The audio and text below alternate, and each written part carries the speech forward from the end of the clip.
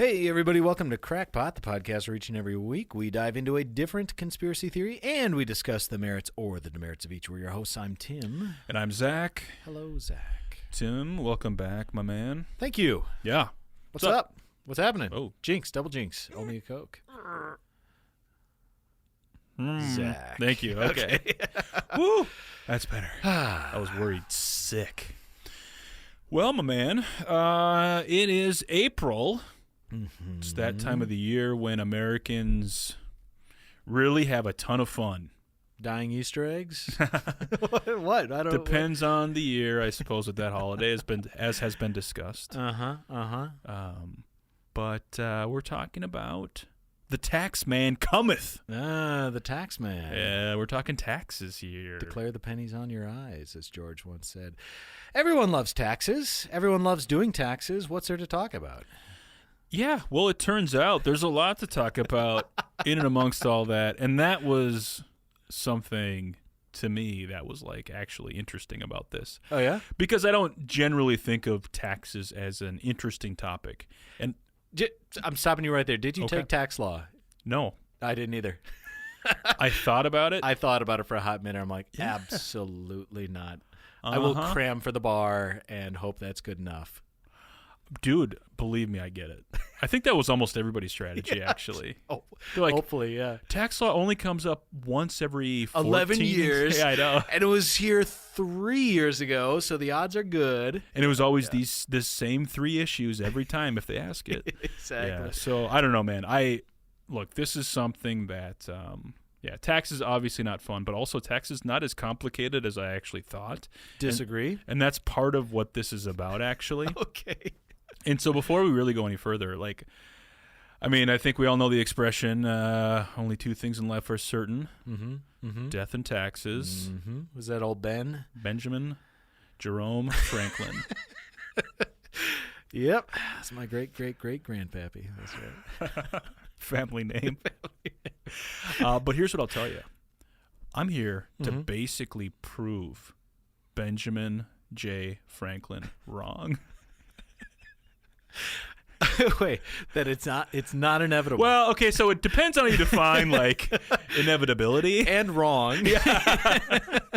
But yeah, so just kind of go along for the ride. No, but seriously. Yeah. This is a topic that's near and dear to my heart because I had heard about this specific theory a couple of years ago, and what I found out that was so disturbing was it wasn't a conspiracy theory because it was actually true. As reported on by ProPublica, a nonprofit journalistic organization, as well as the podcast Reply All, which in its glory days was absolutely fantastic. And so anyways, when I first heard about this back, and I want to say it must have been 2019, maybe it's 2018. Actually, it would have been 2019. I just went mad. I saw red. I was so angry. Yeah. Yeah. And, here's what it is, folks, in case you don't know. What if I told you 70% of Americans are paying for tax filing services that would otherwise be free to them? 70% of Americans. And in fact, listen to this. I know some of these words won't make sense, but we'll help you.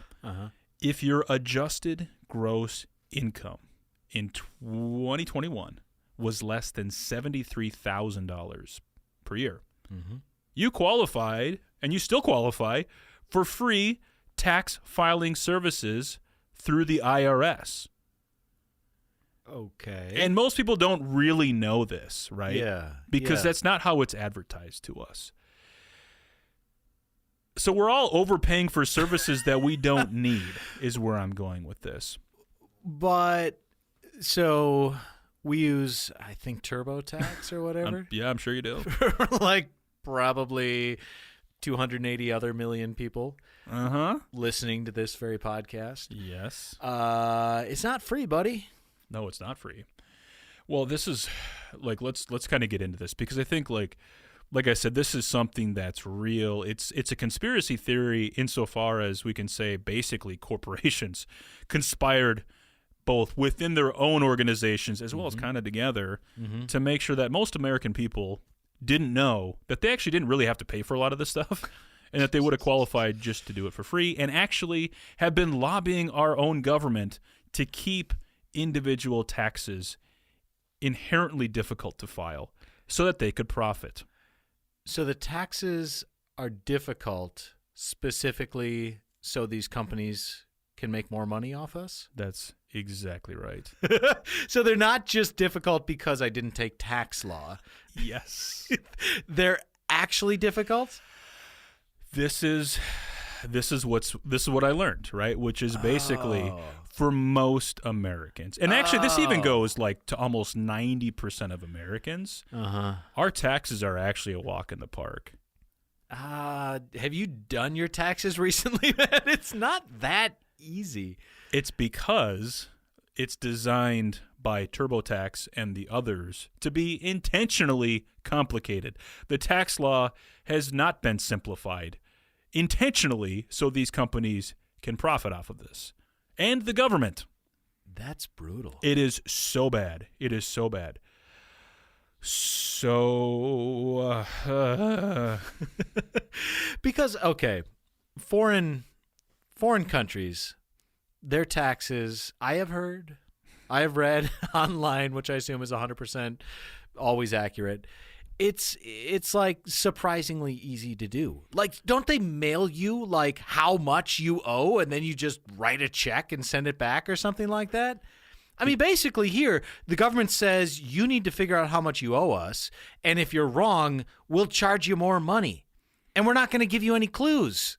And we'll put you in jail. And we'll put you in jail if you're wrong.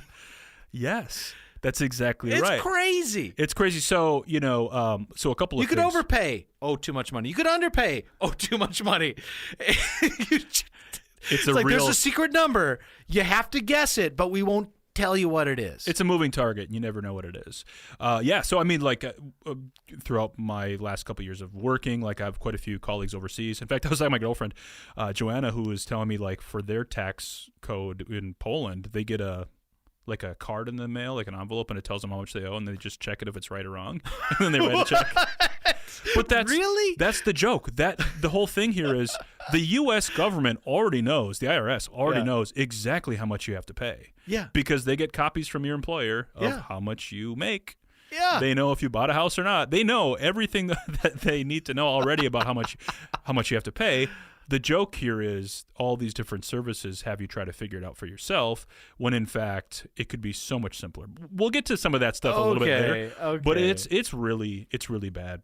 But it's not just in my head is what you're saying. It is actually real. Okay. It is actually, yeah. So this is what's crazy. And I thought, an interesting way to help kind of put into context for some of our international listeners or maybe some of our listeners that aren't paying taxes yet or whatever. It's like just to kind of give you a sense of how convoluted and messed up all this stuff is.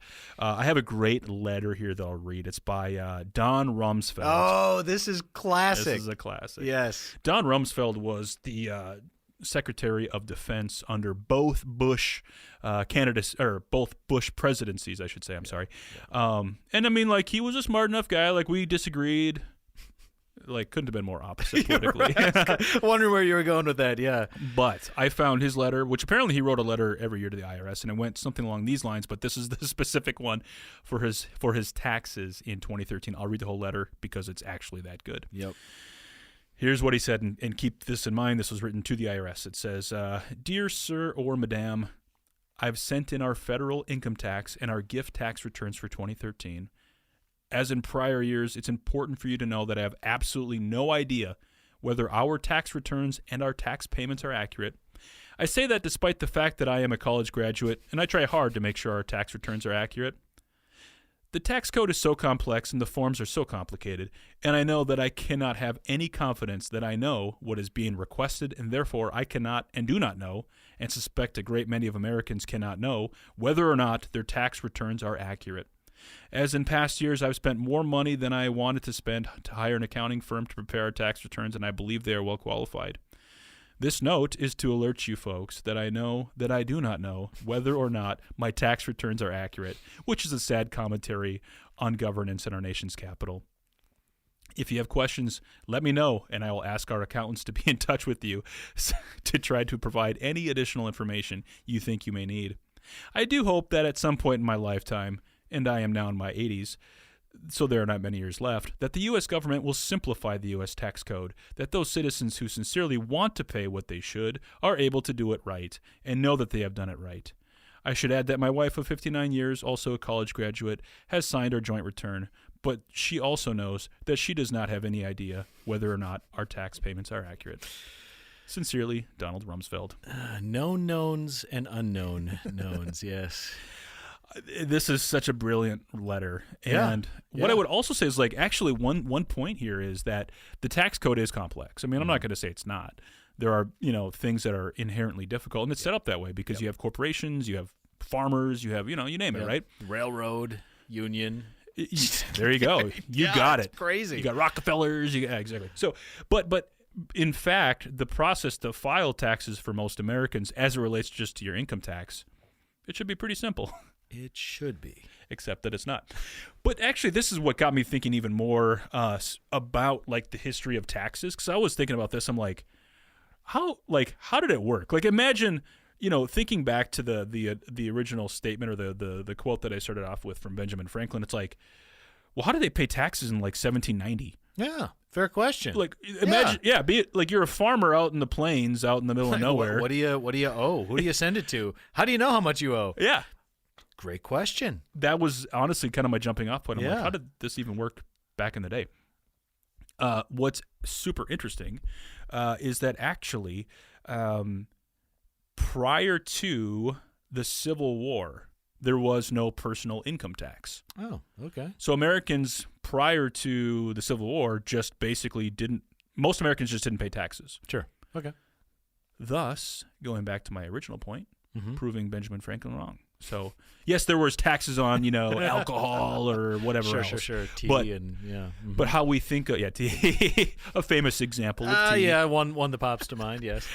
However, that being said, most people just didn't pay taxes until the Civil War because they had to find a way to pay for it.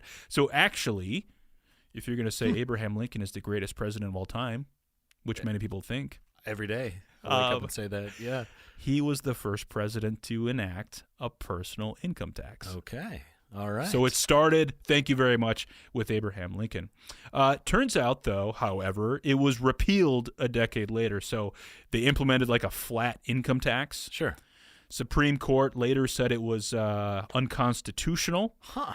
And it had to do something, and this is where it got weird, and I was not about to comb through the actual Supreme Court filing. Too bad. But basically it had to do with how they were taxing personal assets and how it related back to representation, like the number of citizens within a state could have larger pieces of land and therefore owe more in taxes than some of the other ones, this whole thing. Anyways, so repealed the actual legislation that made it legal, and then it wasn't until 1909 that the U.S. Congress passed the 16th Amendment, which gave the federal government the power to tax.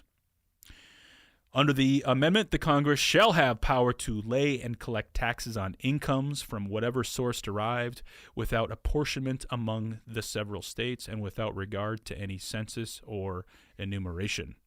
Okay. Cool. 1913 is when it was ratified by most of the states. And basically since 1913, adults in the U.S. have been paying taxes. Yep. So I actually didn't know any of that prior to this, which is sad because I went to law school. Okay, one other historical call-out here, actually very interesting, is that even after 1913, most Americans didn't even pay income tax anyways. Why? They didn't qualify. They didn't make enough money. Okay, Yeah. okay. Oh, fascinating. So then what happens? World War II comes along. Heard of it? We had to pay for the war. Ah. So then what happened was Congress basically expanded who qualifies to pay for it, right? Changing some of the actual revenue requirements or personal, income requirements to expand and basically double the number of people that pay taxes to pay for the war. Oh, fascinating. So I didn't realize that either. Okay. And how'd they do it? How did people pay taxes in 1956? Various forms, maybe hire an accountant. Sure, right, yeah. Yeah. And that was basically it. Okay. People were just clipping along. Okay, go. End of story. Yep. Wrong. Done. Wrong. No? Okay. So basically, yeah, like I said, you hire an accountant, get the forms yourself. Yeah. Okay. Until personal computers start getting more and more popular in the 1980s. Yeah.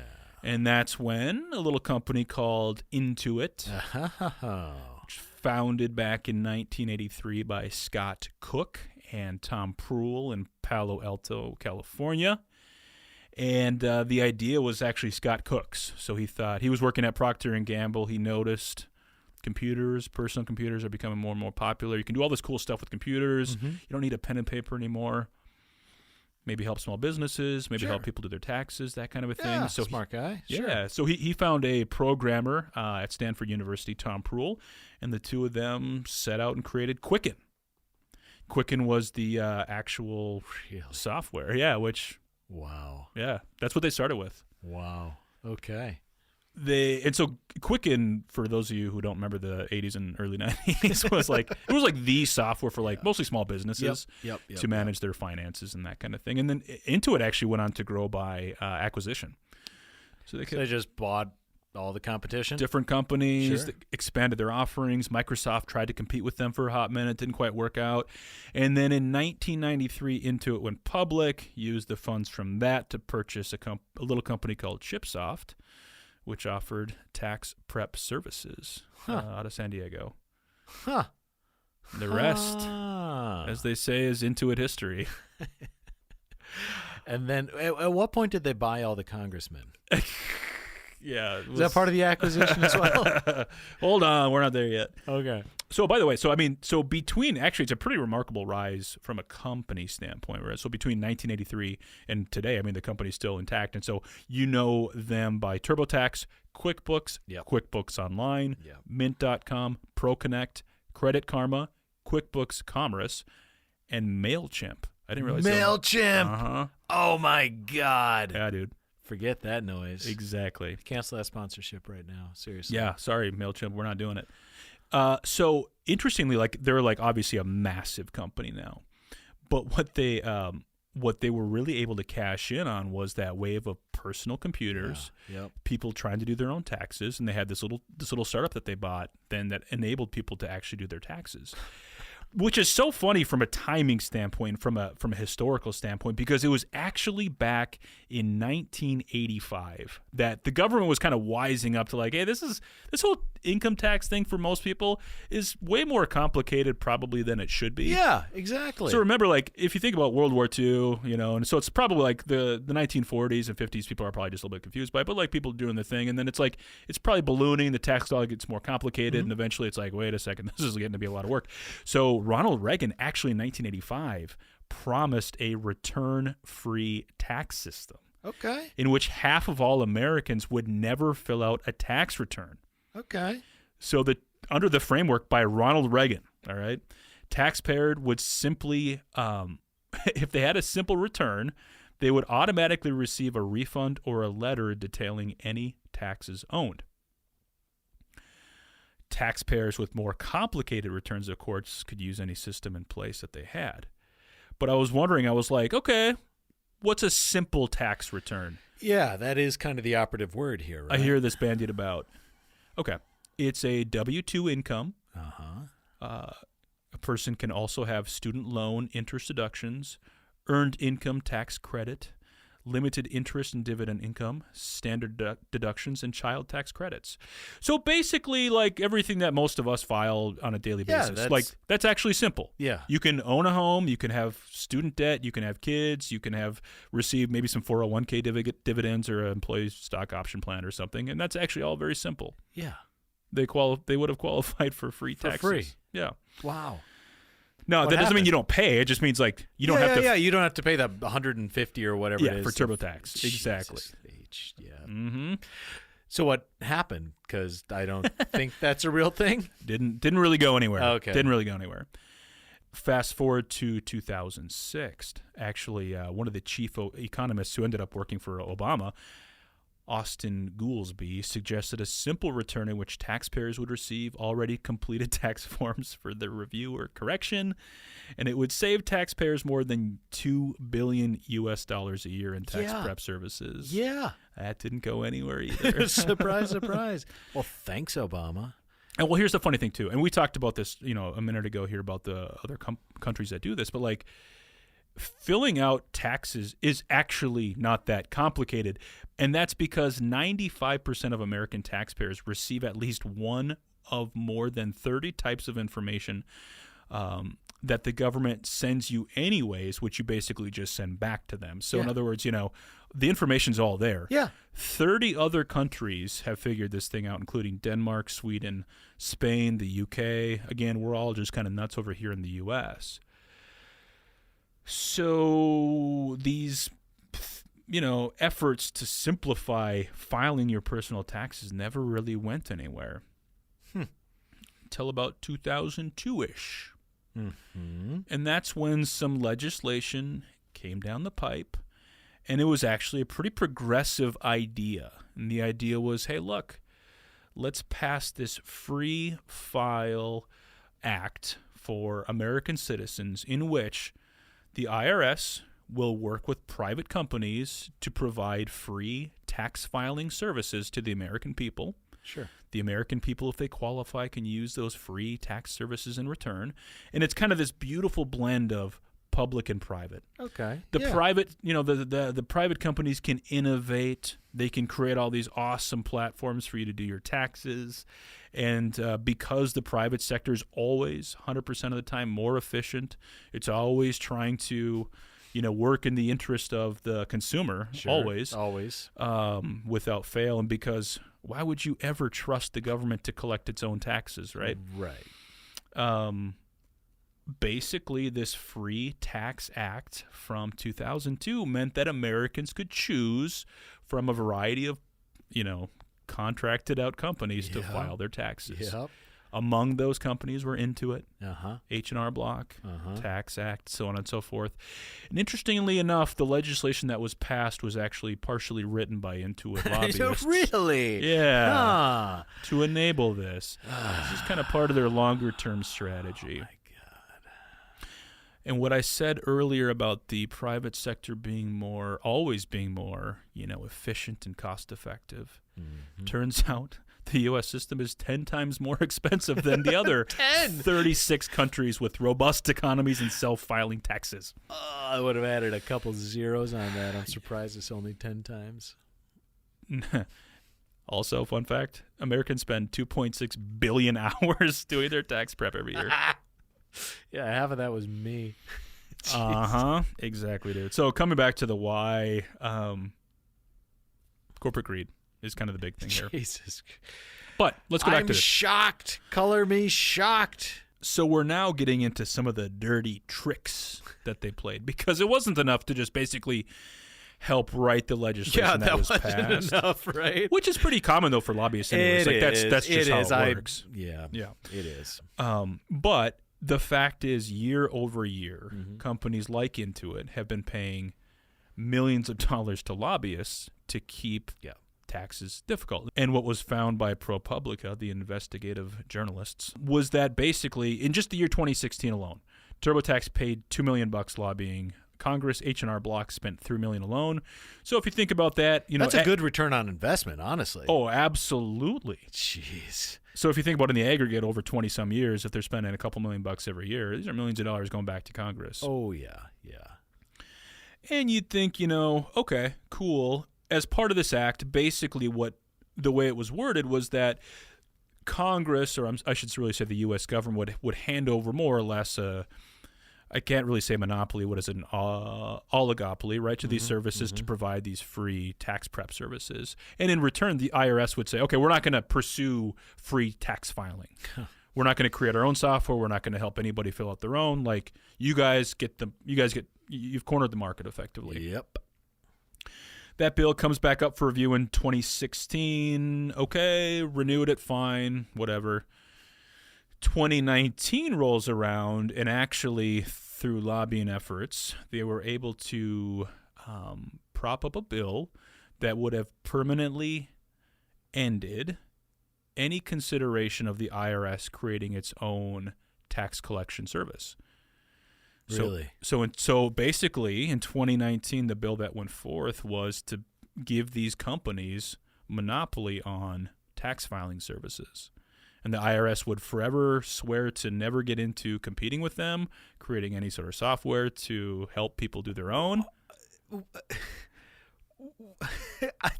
Until okay, this ProPublica investigation blew up. Yeah. So it was in 2019 that they actually conducted this investigation. Here's what they found, man.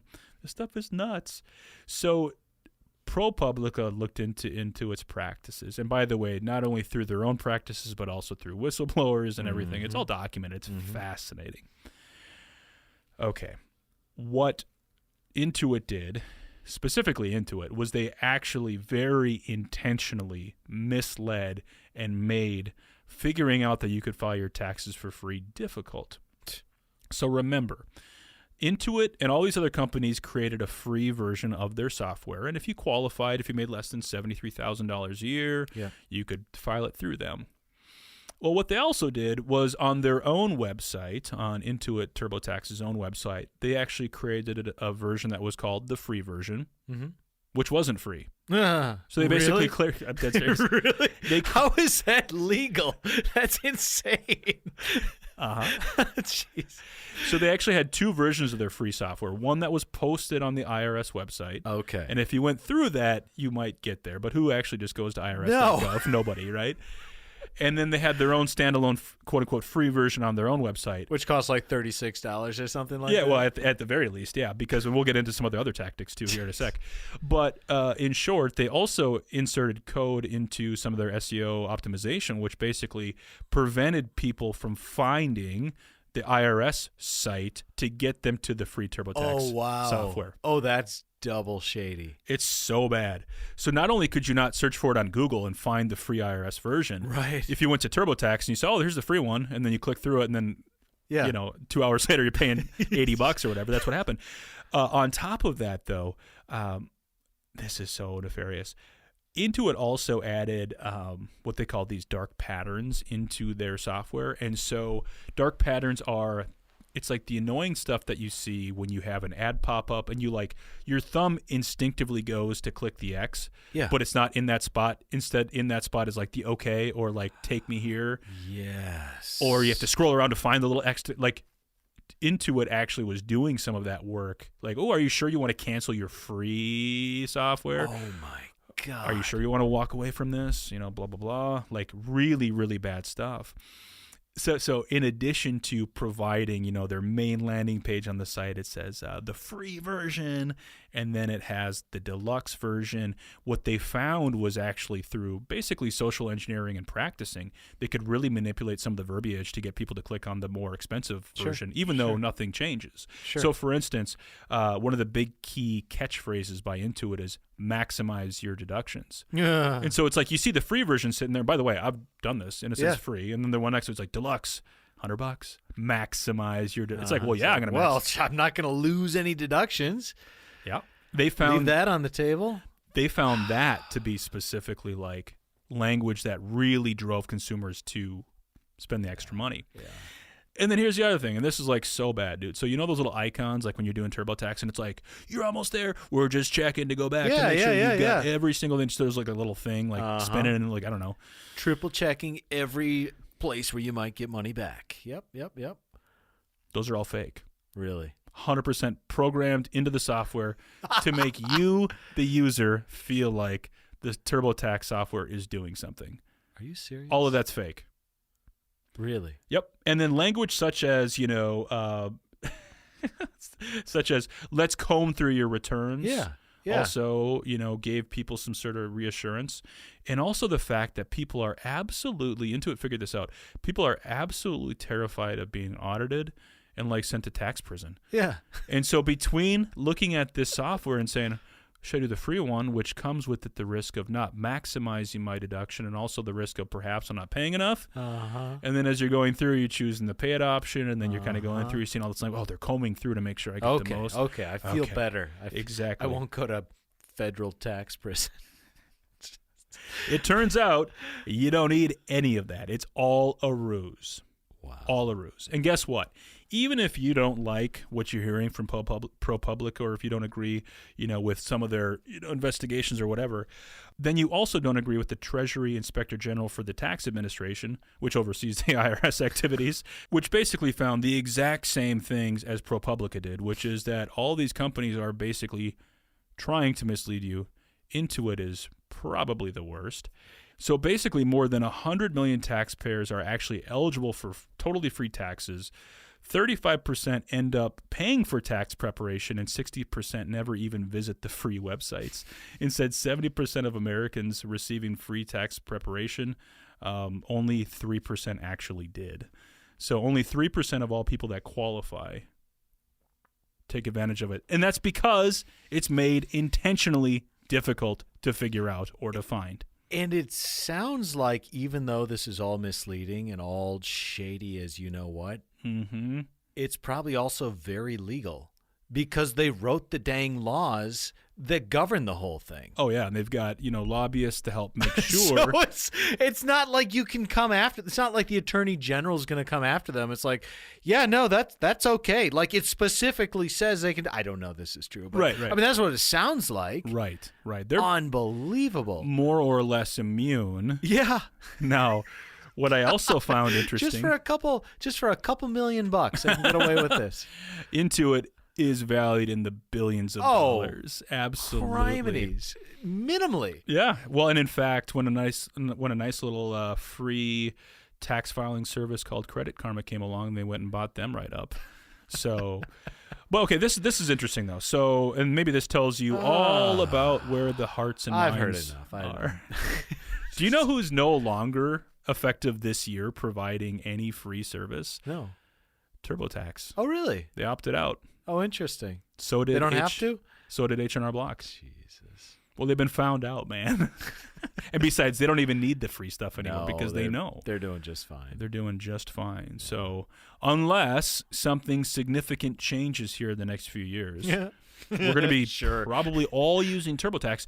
But unfortunately, the whole time we're all going to know that we could be doing it for free, basically, and probably very easily, and the government could do about 90% of the work.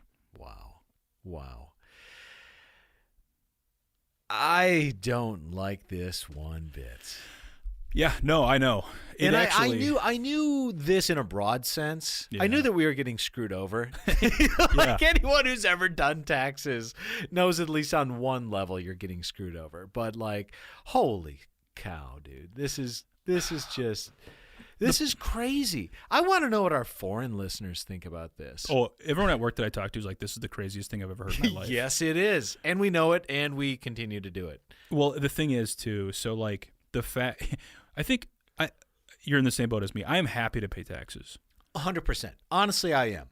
I know it's fun and it's American to joke and, complain about taxes. But it's like, first of all, like my salary. Second of all, my kids' teachers, that's fire department, police department, all that stuff is taxes. Yeah. I want, like the great Donald Rumsfeld said, I want to pay my fair share in taxes. I truly do. Yeah, exactly. I don't want to get it wrong. I'd be happy to pay whatever it is. I will just pay it if you tell me what it is.